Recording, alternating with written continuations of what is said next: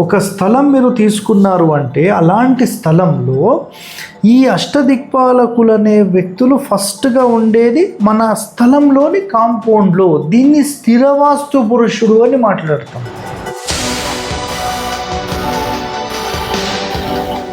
చాలామంది ఈశాన్యంలో టాయిలెట్ కడతారా, వామ్మో అని మాట్లాడతారు. మరి అసలు నిజంగా చెప్పాలంటే ఇంటి 4 మూలలకు కట్టొద్దు. మన భారతదేశంలో పుట్టిన వాళ్ళే దాన్ని కన్సిడర్ అనేది చేయరు. అలాంటి దౌర్భాగ్యమైన పరిస్థితిలో మనం ఉన్నాం.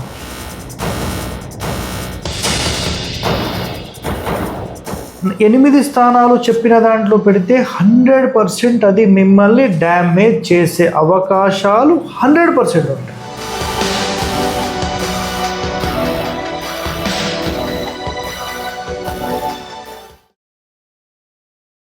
స్థాపత్య వేదంలో అసలు టాయిలెట్స్ అనేవి ఎక్కడ కట్టాలి?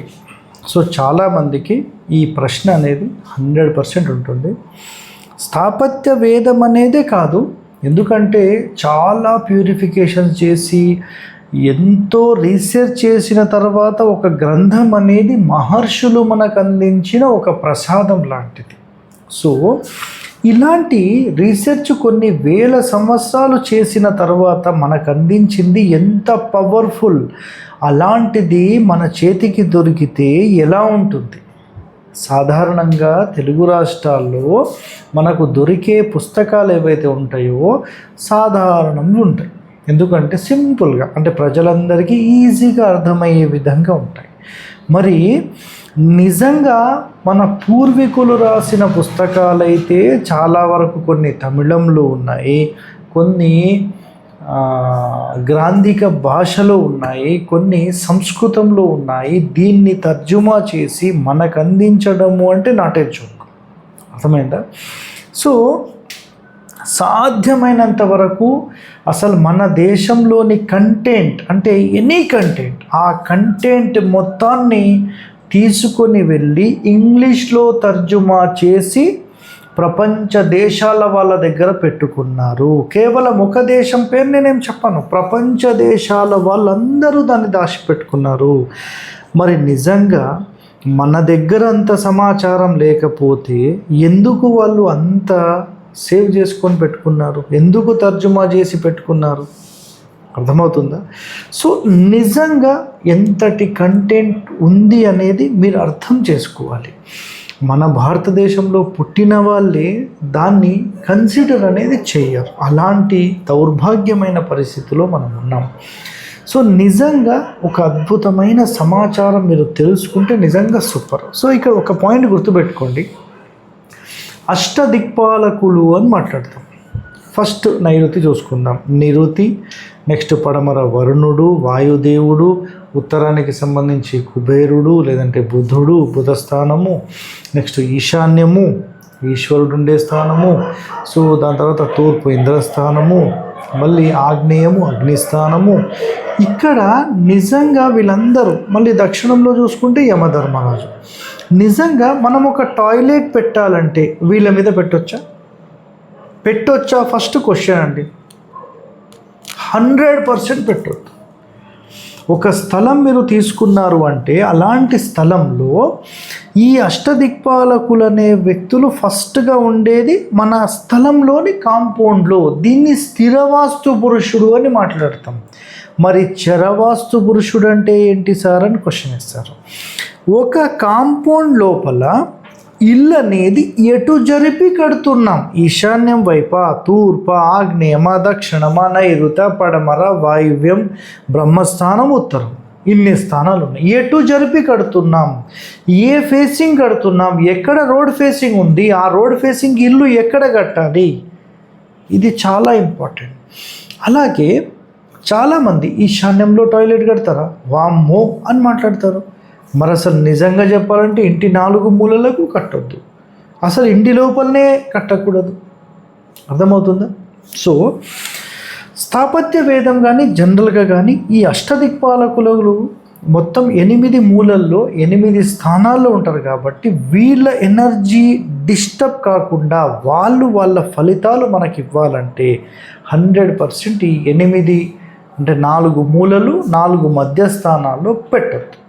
మరి ఎక్కడ పెట్టాలి అని అడుగుతారు కదా. ఒక సింపుల్ వర్డ్ చూడండి. ఇదే ప్లాట్ అనుకుందాం, ఇది ఒక ప్లాట్, ఓకేనా. ఇది మీకు ద పెంగ్విన్ గైడ్ టు వాస్తు శశికళ అనంత్ గారు రాసిన పుస్తకం అండి, అర్థమైందా. సో ఈ మూల కాదు, ఈ మూల కాదు, ఈ మూల కాదు, ఈ మూల కాదు, ఈ మధ్యస్థానం కాదు, ఇక్కడ కాదు, ఇక్కడ కాదు, ఇక్కడ కాదు, ఇంకెక్కడ పెడతామండి. ఎక్కడ పెట్టాలంటే ఒకటి ఈ 8 స్థానాలు చెప్పిన దాంట్లో పెడితే 100% అది మిమ్మల్ని డ్యామేజ్ చేసే అవకాశాలు 100% ఉంటాయి. మరి డ్యామేజ్ కాకుండా కొంత దోషంతో మనం దీన్ని కట్టుకోవాలి. మధ్యస్థానం మూలస్థానానికి సంబంధించిన మధ్యలో, అంటే ఎగ్జాంపుల్ ఇప్పుడు ఇది తూర్పు అనుకుందాం, ఓకేనా. తూర్పు, సో తూర్పు ఆగ్నేయం ఈ రెండింటికి సంబంధించిన సెంటర్ పాయింట్. సెప్టిక్ ట్యాంక్ కూడా అలాగే తీసుకుంటాం. అందుకనే మూల నుంచి 2 భాగాలు వదిలేసేయాలి అని మాట్లాడతాం. మీరు టాయిలెట్స్ అబ్జర్వ్ చేస్తే, నేను పడమరలో చేస్తే పూర్తి ఇంటికి సంబంధించిన పూర్తి నైరుతి నుంచి వాయువ్యం నుంచి ఒక్కొక్క భాగం వదిలేసేసి మధ్యస్థానంలో తీసుకుంటాం, అర్థమైందా. సో టాయిలెట్స్ అనేవి ఫస్ట్ కండిషన్ ఏంటంటే ప్రధాన డోర్ ఎక్కడ ఉంటుందో ఆ ఫ్రంట్ ఫేసింగ్ ఎక్కడ కూడా ఉండొద్దు, అర్థమైందా. నన్ను చూడండి ఒకసారి, ఇది ఫ్రంట్ ఫేస్, అర్థమైందా. ఒక మెయిన్ రోడ్కి front face door with 2 Windows అని మాట్లాడుతాం. అదేవిధంగా థర్డ్ ఐ కూడా ఉంటే ఎంత పవర్ఫుల్, అది కూడా మనం చెప్పడం జరిగింది. ఇప్పుడు నేను ఒక చిన్న కంటెంట్ మాట్లాడుతున్న ఒక పాయింట్ ఏంటంటే, ప్రధాన ద్వారము ఎక్కడైతే పెడతామో ఆ ఏరియా మొత్తం, ఆ ఫ్రంట్ మొత్తం కూడా క్లియర్గా నీట్గా ఉండాలి. ఎలాంటి గలీజ్ అనేది పెట్టవద్దు, అర్థమైందా. ఏదైనా పెడితే ఇంటి వెనకాల దూరంలో పెట్టుకుంటే మంచిది, ఇంటి వెనకాలనే గోతిలాగా పెట్టుకోకూడదు. ఇది కూడా చాలా డేంజర్. సో సెప్టిక్ ట్యాంక్ కానీ, టాయిలెట్స్ కానీ, వాటర్ సంపులు కానీ, ఇవి ఏవి కూడా ఫ్రంట్ డోర్కి ఆపోజిట్లో పక్కపక్కనే పెట్టడం అనేది చేయవద్దు, అర్థమైందా. సో ఈ ముఖద్వారం అనేది, ఇప్పుడు మనం ఇట్లా ఉన్నాం, మనం శ్వాస తీసుకునేటప్పుడు ఏదైనా డిస్టర్బెన్స్ వస్తే ఎలా ఉంటుంది. జస్ట్ మీరు ఏదైనా చిన్నగా ఒక అత్తరు, ఒక సెంటుదో లేకపోతే గలీజ్ వాసన ఇట్లా పెట్టి చూడండి, ఒక 5 నిమిషాలు అసలు ఈ ముక్కులో వాసన భరించలేని పరిస్థితిలోకి వెళ్ళిపోతారు.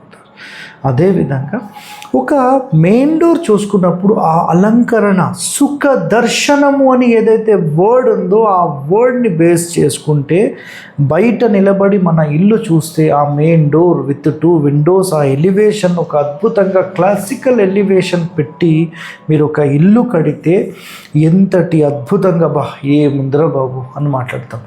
నిజంగా ఈ వర్డ్ ఈరోజు ఎక్కడ మీరు మాట్లాడగలుగుతారో చెప్పాలా. మీరు మ్యారేజెస్కి వెళ్తే ఎవరైనా ఒక అమ్మాయి మంచి శారీ కట్టుకుంటే ఏ ముందరా బాబు శారీ, ఇట్లాంటి అమ్మాయిని పెళ్లి చేసుకుంటే ఎంత బాగుంటుంది అని మన మనసుకు ఎప్పుడైతే అనిపిస్తుందో అలాంటి ఆ లక్షణమైన అమ్మాయి మీకు నచ్చింది. మరి లక్షణమైన ఇల్లు మీరు నిర్మిస్తున్నారా? ఎవరూ కూడా నిర్మించడం లేదు. ఈ కలికాలంలో చాలామంది కూడా ఏదో ఇల్లు కడుతున్నామా అంటే కడుతున్నాం అంతే, ఇక దానికి మించి వేరే మాట మాట్లాడరు.